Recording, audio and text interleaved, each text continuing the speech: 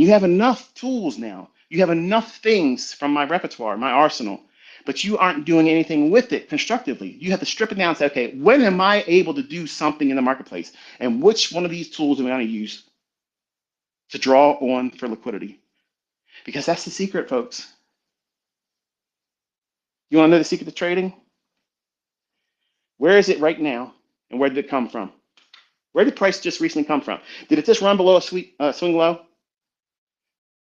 Okay, if it did that and you have relative equal highs above you, you have a 90+% chance that that thing's going up there. Even if it fails to go up to the relative equal highs, you have something that will yield you opportunity to take something out partially. I posted something this week and I said, if you start framing the risk in trade management around your first potential profit, where you take a partial, and you should know what that is before you even put your trade on. If you're rushing in there, oh, I gotta get in there. You're not doing what you're supposed to be doing. You should already know where you can get out with something, even if you are wrong. But you don't want to hear about that. You don't want to admit that you're probably going to do it wrong. Let me tell you something. The reason why I'm not doing every day in Telegram is because there's a whole lot of manipulation going on in the market right now. And me against the hand's going to win. That's just me being real. I know where my limitations are, but I also know that the market can't stay like that in perpetuity. So I'm just chilling. I'm being real quiet, reserved about what I'm doing privately. I'm not placing my stops publicly. I'm not telling everybody what I think it's going to do right now, because I'm in here trying to make ends meet too, right? In a way. So what are you going to use?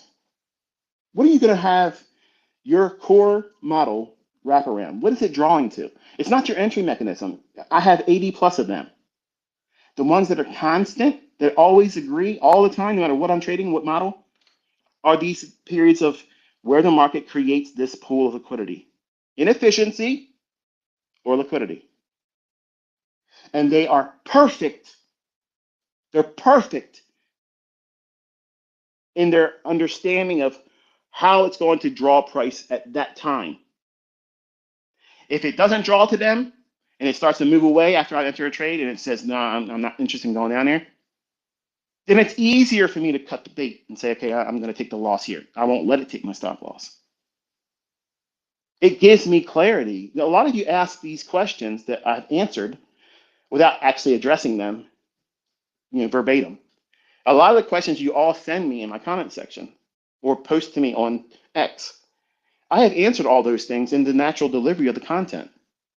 But you're looking for a way to avoid 500 plus videos when not all those videos should be looked at right now.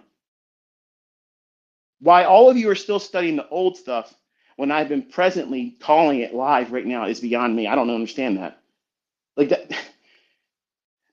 you stand in front of a magician, a world-class magician, and you're there to learn how to do and perform magic. And say, listen, David Copperfield, hey, listen, which one of your old CBS broadcasts do you recommend that I watch to learn from you while he's doing a workshop for free every single day? It doesn't make any sense to me. That shows me that the person that's asking that question or trying to do that has clearly no idea what they're getting involved in. They're not prepared. You're not even ready to be doing anything in the marketplace. If you're thinking like that, like imagine going to buy a car. It's a used car, but it's a vintage muscle car. It's decked out. It's been well preserved. And you say, hey, look, I'm here. I'm interested in your car. Okay, you want to test drive? Nah. I want to look at what other cars you have. How'd you take care of that? It doesn't make any sense. Where's your focus?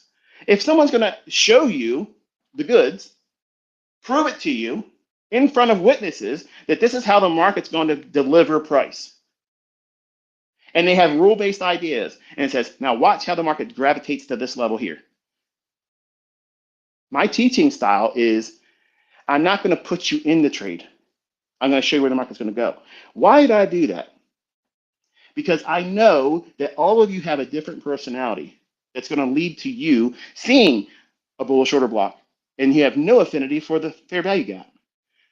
You don't know how to pick an order block, but you can see a fair value gap, and that's your model right there. Or, hey, I only trade breakers, bro. Breakers are nothing. Okay.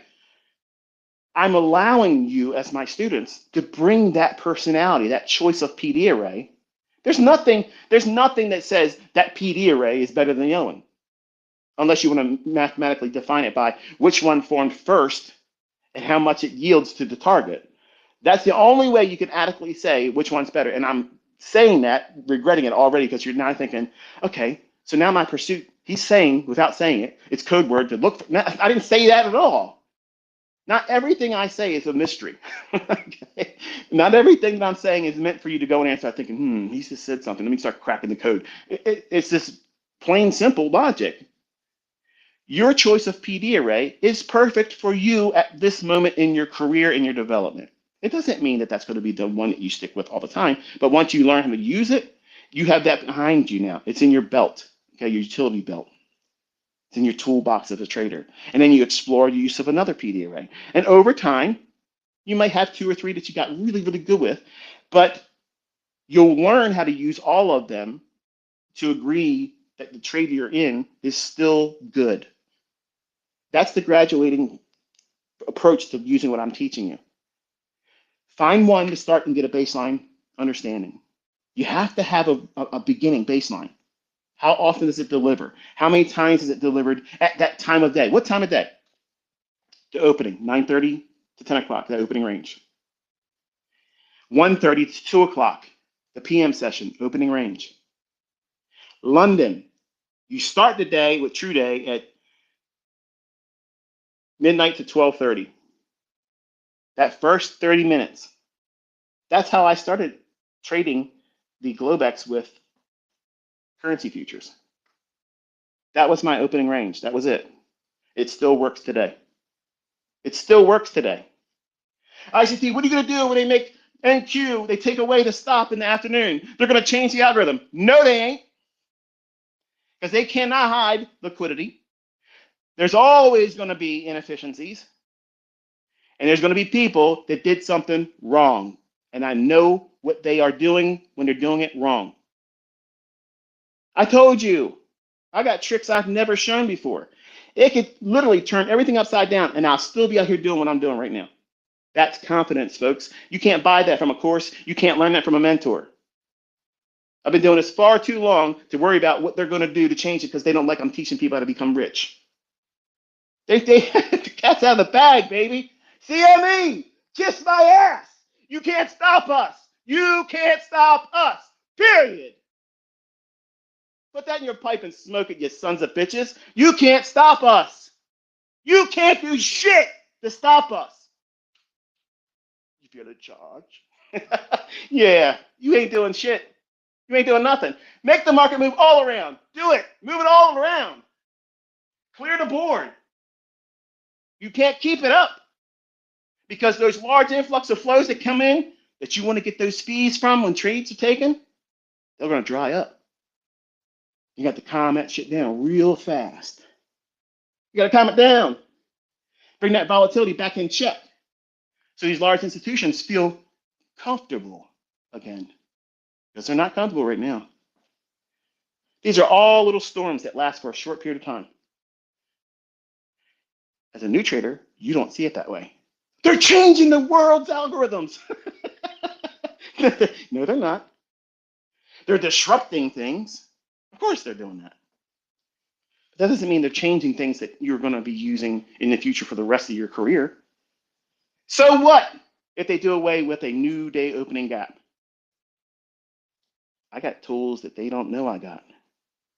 There's things that are just tucked in behind the code, just behind that source code that they don't know shit about.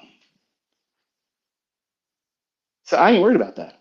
And neither should you. You have other things that you could be doing besides